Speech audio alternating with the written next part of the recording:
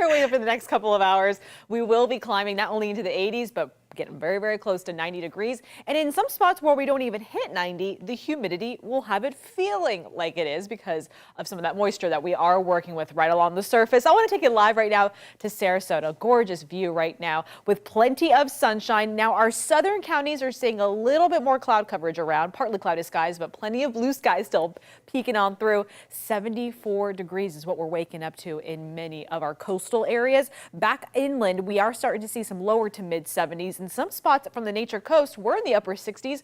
We're just now, within the last 15 minutes, climbing our way into the 70s. So here we go. We're starting to see those temperatures bump up ever so slightly. Abundant sunshine will really hang out with us through much of the day. We'll keep winds out of the east 5 to 10 miles per hour.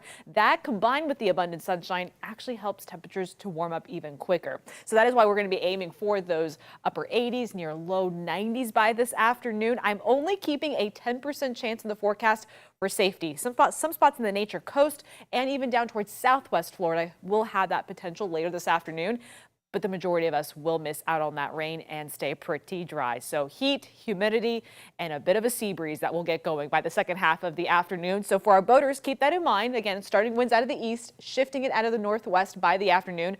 1 to 2 foot seas with a moderate chop out on the bay. You'll see a futurecast keeps us rain free. A few little blimps of green again up towards the Nature Coast, down towards the south and further towards the southwest around Fort Myers and through Miami as well. That's where I think we'll have a better potential for those afternoon showers. But other than that, here locally, we're going to keep things pretty dry and pretty comfortable even through tonight. Now, tomorrow morning, we'll start to have a few clouds overriding the atmosphere right along I-4. That's going to be our dividing factor. Most of the areas to the south will be partly to mostly cloudy to start, but I think we're going to keep skies mostly clear up towards the Nature Coast thanks to high pressure in control to the north.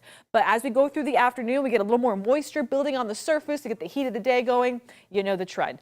We will likely see a few isolated showers trying to bubble up in our inland locations and push back out towards the west coast by the second half of the day. These are very low isolated rain chances over the next couple of days.